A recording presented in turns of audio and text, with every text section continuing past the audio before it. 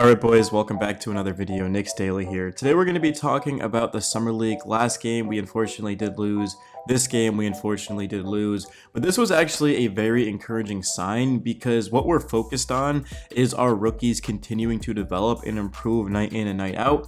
And they certainly did that. I thought Tyler Kolek played a very good game. I thought Bakom Dadier played a very good game. And I thought Skabensev played good as well. 17 minutes, 19 boards. 19 boards is crazy, bro. 19 points, 9 rebounds, 3 steals, a block, and 2 assists. Skibetsev was a guy who I followed in the G League in Westchester, and overall I thought he had good touch around the basket, and he honestly put the Knicks on his back tonight. He was a +9. Nobody else besides Jokubaitis was a positive, and that's probably just because they were playing together. If I'm being honest, Jokubaitis was okay in this game. He's been disappointing overall, but yeah, that was my takeaways, was that Dadier was so much more comfortable.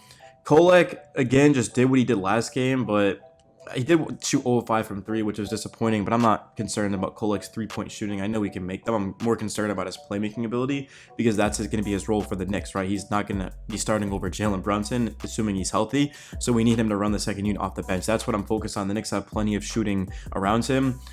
And then, of course, Skibetsev dominated. So let's start off with, in my opinion, the most important thing from this game, and that's Bakom Dadier.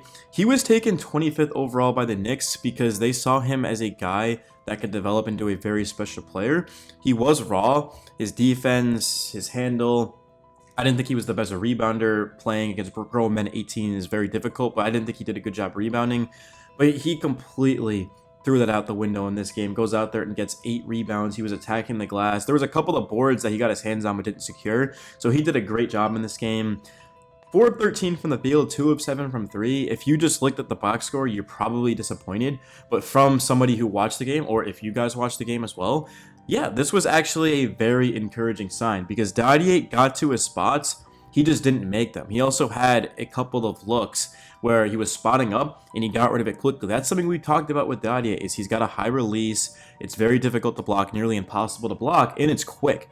I mean, Dadier from a release, from a form standpoint, is NBA ready. If you guys saw him in Madison Square Garden catching and shooting, you would think that he's been around for a while.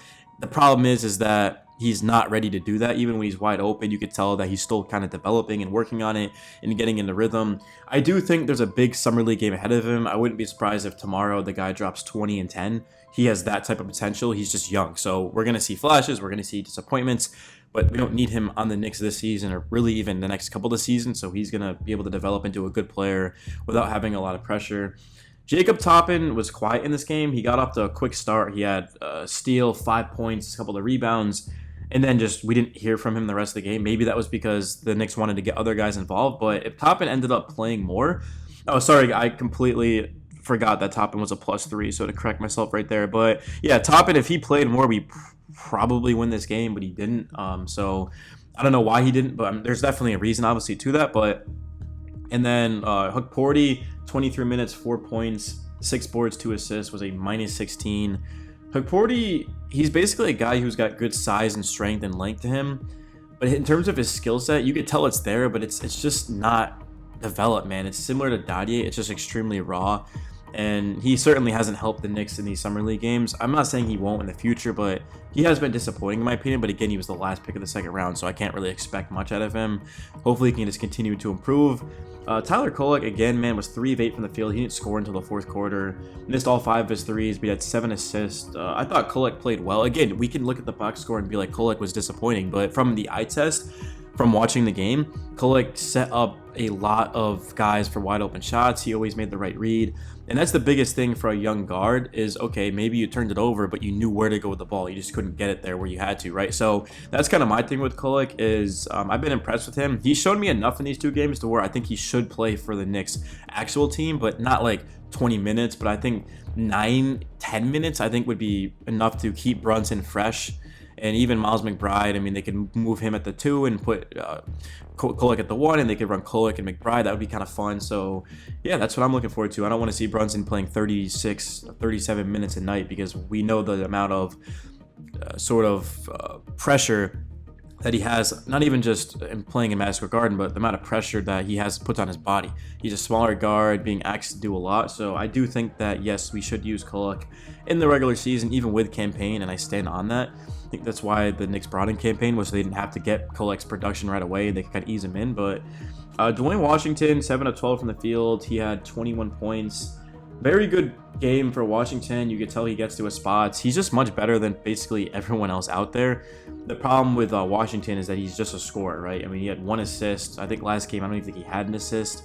3 rebounds and a steal. I mean, not a bad statistical game. I mean, a very, very good scoring game. But that's basically just Washington. Is just, you get the ball, you shoot it, right? In his defense, he's been extremely efficient in these games. But I don't know. He definitely has kept us in games, but at the same time, it's like, I don't know, man. Washington and Toppin, I think, are going to be potentially part of our future. We'll kind of wait and see on that. But Skapencev is a guy who overall was, without question, in my opinion, the best player on the floor today for the Knicks. You could argue he was the best overall in the game. 19 points, 9 rebounds, 3 steals, 2 assists, a block. 6 of 7 from the field. He hit a 3-pointer wide open, took it without any sort of lack of confidence.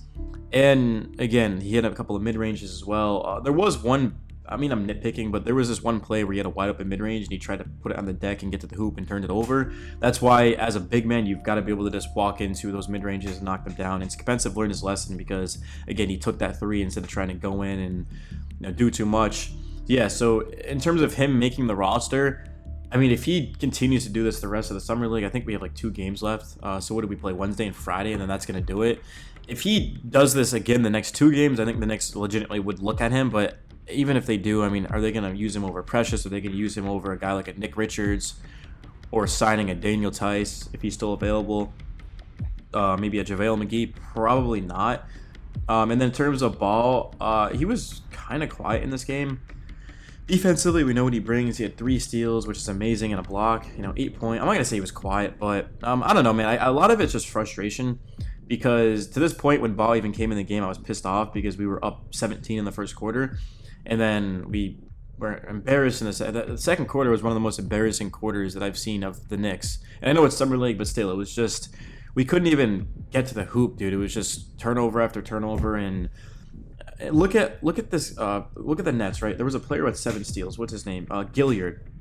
I mean, this guy was just unbelievably good in this game. He had 7 steals, and it was just the Knicks doing too much, man. I mean, I don't know what the hell they were doing. They literally just kept their foot off the gas, and I was like, I've seen this too many times for the Knicks, where they get off to a big lead and then it gets erased, or the Knicks get down and then they come back. But yeah, unfortunately, we were on the wrong side of that tonight. But yeah, I think Bao, he was good last game. And in this game, he was kind of like sneaky good, where nobody's gonna talk about him, but he actually has been playing well.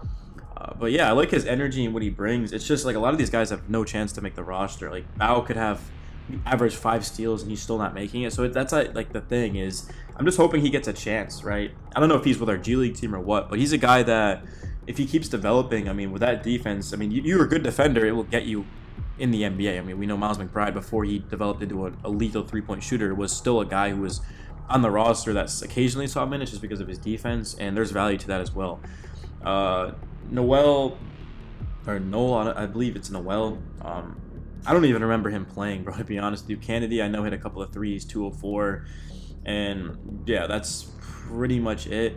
In terms of moving forward for next game, I think the biggest thing is just getting off to a good start once again, but this time not letting your foot off the gas. Just because you're up 17 doesn't mean you shouldn't play hard. Like, I hate how teams in the NBA get up double digits and then all of a sudden it's like, oh, let's not keep pushing hard, to the fact that that's what got us to that point, right? So, and a lot of it, again, was turnovers. It was just getting lackadaisical. The first quarter was beautiful, man. It was the best quarter the Knicks have played all Summer League, and then, again, they followed with their worst quarter. So, basically, anything good that the Knicks did in this game, which was very little, was erased immediately because of the rest of this. I mean, the Knicks, how do you go from 28 to 15 to 19, and then you put up 23, but, again, you gave up 35. If the Knicks had given up, let's say, like, 25, then they win this game, right? So that's just in that quarter, but it's just annoying, man. It's really annoying. But I'm a competitor, and I'm a diehard Knicks fan. So even if it's a summer league, a preseason, a regular season game, a playoff game, I'm gonna treat it the same, just because losing sucks. And I don't want to watch my team go out there and lose. I don't care what level it is. So, but really there was a lot to be encouraged about. I mean, again, the main things are Dadiate, Kolek, and Skapencev. Jokovitis to me has shown absolutely nothing, to no reason to why he should make the roster. I know there was a lot of Knicks fans that were, including myself really, that were hopeful he would end up making the roster, maybe even get some run over Tyler Kolek, but I mean, there's just no way anyone was going to tell me with a straight face that Jokovitis has looked more NBA ready than Tyler Kolek, which is crazy because Kolek's coming off collegiately, and then you have Jokovitis who's coming off of playing professionally overseas. So, but I don't think Jokovitis is bad. Like, I don't want you guys to think that I'm saying he's not talented. I think he is talented. I just don't think he's being assertive. Like, I don't think he's trying to do a lot, which he should be. He should be going out there and shooting the basketball. Not like 4 shots, you got to be taking at least 7 or 8. And then 2 assists, I mean, 2 turnovers, right? Like, that's just not going to get it done with how cramped the Knicks roster is right now. But really, guys, the only player that I think should make the Knicks actual roster that should be playing is Tyler Kolek. I think Skapencev has a dark horse chance.